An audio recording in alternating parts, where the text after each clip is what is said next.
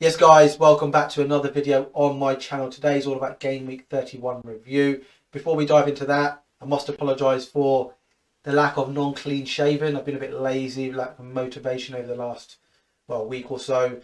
And also trim. This is the longest my hair's been in a long time, probably beginning of COVID actually. So yeah, a bit selfish of my barber to go and have a 2-week holiday somewhere in a nice hot country, not thinking about I needed a trim. So Tim, if you're watching, very selfish mate, but I'll see you hopefully in a couple of weeks' time. And I'm sure when it comes to Game Week 32, I will be sort of looking a lot sharper, a lot more presentable if you like. So before we dive into the video, if you can just subscribe to the channel and click that notification bell. There isn't just FPL videos on our channel. There is lots of football related content, including coaching content from my coaching business, compilations. There's also predicting player future moves, tactics, board and analysis. Lots of football related content on our channel. If you can drop a like as well at the end of the video, the more likes that are on the video, it does help with the YouTube algorithm. It reaches kind of more people on their timeline when it comes to YouTube, and hopefully they can click on there and watch my video as well. I'm going to stop waffling on. Let's dive into my Game Week 31.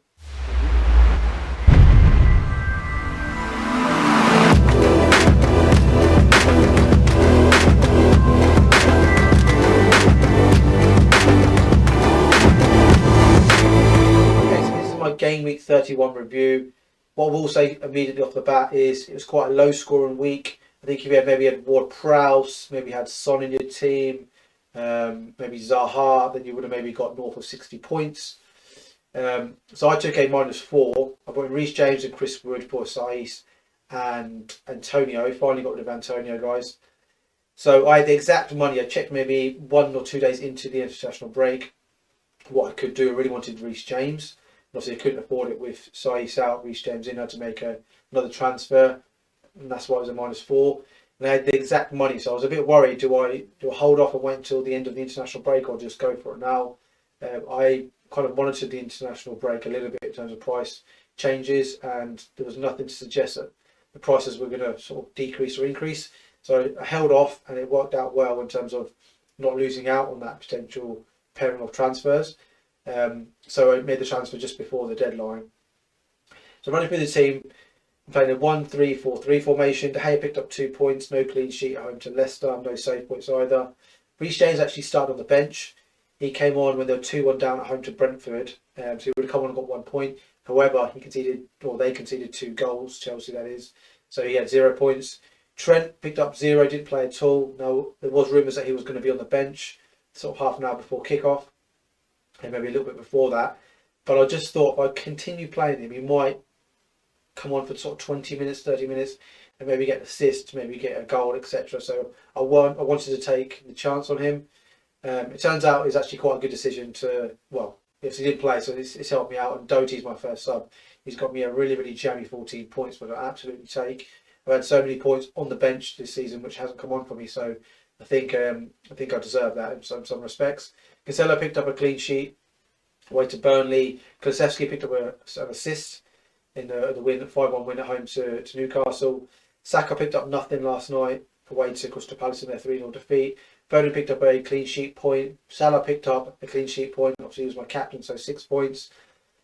Chris Wood, who obviously was transferring, or one of the transfers in, he didn't pick anything up, but I've got him set for Game Week 33 if I don't choose to use the free hit. And obviously, he's got a double.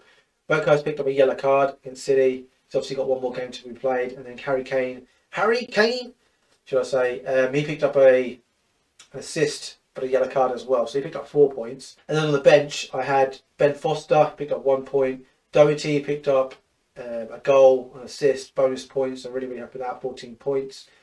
Ben White picked up 1 point, and then Ramsey also picked up 2 points on the bench. So then 14 points haven't been accumulated into my points. So at the moment it says I'm on 2,102 points. But in actual fact, I'm on 2,116. My overall rank is 10,846, down from 6,176. But again, then 14 points haven't been included, so I'm probably about 9k. I have 32 points -4, so it's 28. In actual fact, it's another 14, so it's actually 46 down to 42. And then my squad value is 104.9, which is reasonable. Got nothing in the banks, which gives me no flexibility really. Obviously used 2 transfers this week, which is -4, and that's 39 transfers in total. I've still got 3 chips remaining, guys. And I was kind of set on 90-95% set on using the free hit in 33, but there has been double game weeks announced in 36 and 37, and that might sort of change people's opinion on when to maybe use that free hit. Certainly, I'm thinking about possibly using it at 37. We're going to go on to a bit of a live tinker next, and I'll show you kind of how the team would be set up in 32 and 33. Still probably going to wildcard in 34. It's just whether I want to use the free hit, depending on how many double players I've got. If I don't free hit in 33, and what the team might look like in 36 and 37. So we're going to move over to FPL.Team next. Okay, guys, I moved on into the FPL.Team website. A really, really good website. I bang on about it every week. It's a really good website in terms of sort of visualising what your team can look like from week to week. Also, obviously, when there's double game weeks announced, like yesterday, there's obviously doubles for 36 and 37 now. You can really sort of pencil in and schedule what sort of transfers and what players and what teams you're sort of targeting. And also you can tweak your formations as well, see what that kind of looks like as well. So yeah, that's FPL.Team. Go and check it out. So for my team, this is what 32 looks like for now. Harry Kane will be my captain. Obviously, Man City are playing Liverpool, so I've got 4 players. So Trent, Cancelo, Salah and Foden all playing against each other. Not ideal, but I want them going forward as well. So those 4 will remain. Remember, guys, I'm probably going to be wildcarded in 34, so I'm only going to have sort of the bulk of these players for this game week and 33 as well if I decide not to free hit. So what I'm thinking is I'm going to take out Kulusevski, a reluctant sale. Now, away to Villa is a tricky fixture. I think if it's at home to Villa, I'll probably be keeping Kulusevski. But Villa are quite good at home, so I think that's, like I said, a reluctant sale. So I'm going to try and bring in Odegaard. So Odegaard, I am going to bring in Odegaard. Odegaard's got a better fixture at home to Brighton in 30 and 32. And then on top of that, going forward, so it leaves me 0.7 million in the bank. And then going into 33, if I don't choose to free hit, I've got Odegaard for a double. Okay, it's not ideal. It's 2 away games. It's Southampton away. It's Chelsea away. So it gives me 1, 2, 3, 4, and then De Gea 5. And then I've got a decision to make. Do I play Ben White ahead of Trent? So let's just put in Ben White ahead of Trent. There could be rotation. We might get some indication that some of these players that are playing in the Champions League might get rotated. So maybe a Cancelo, a Reece James, a Trent. All these types of players. I've got to just bear that in mind a little bit. So I've got 1, 2, 3, 4, 6 double game week players. Harry Kane will not be my captain. It'll probably end up being probably give it to Saka, you know. So let's just put Saka as captain. And it gives me Harry Kane, Mo Salah, Foden, James, and Cancelo. 5 players are really, really good sort of games, if you like, for 433. I don't want to take any of them out. So if I'm going to be wildcard in 34, which I will be, I'm just going to burn a transfer, which is really annoying. So then I've got a decision to make. Do I take a chance on someone?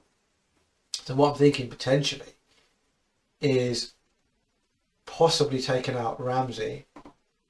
They give me 5.5 million. Now, bear in mind, obviously, he doesn't play this game week either.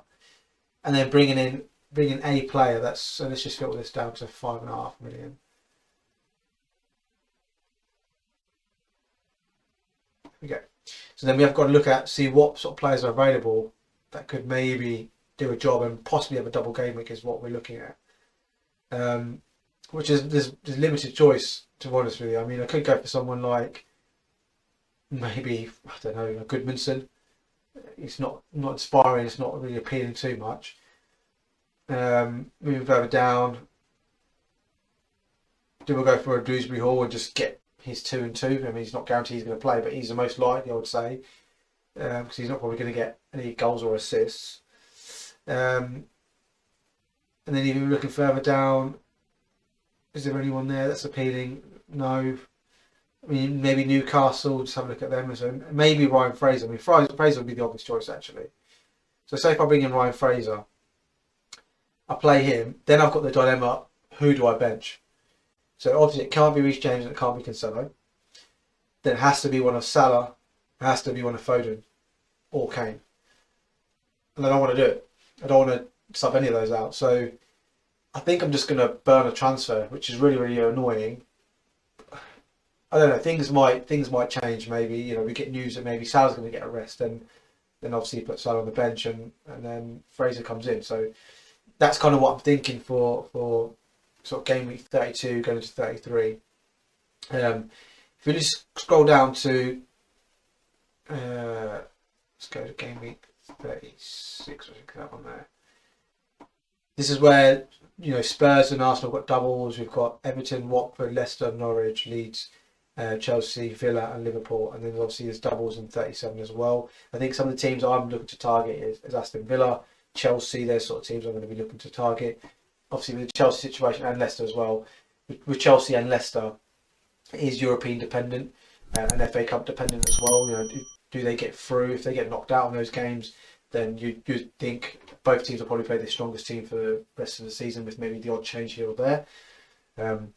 So guys, yeah, that's kind of what I'm thinking for game week sort of 32, 33. Obviously, I'm not sure on my wildcard team for 34 yet, and I'm thinking about 36 and 37, possibly a free hit in 37 with a targeting Man City potentially if that sort of happens there as well.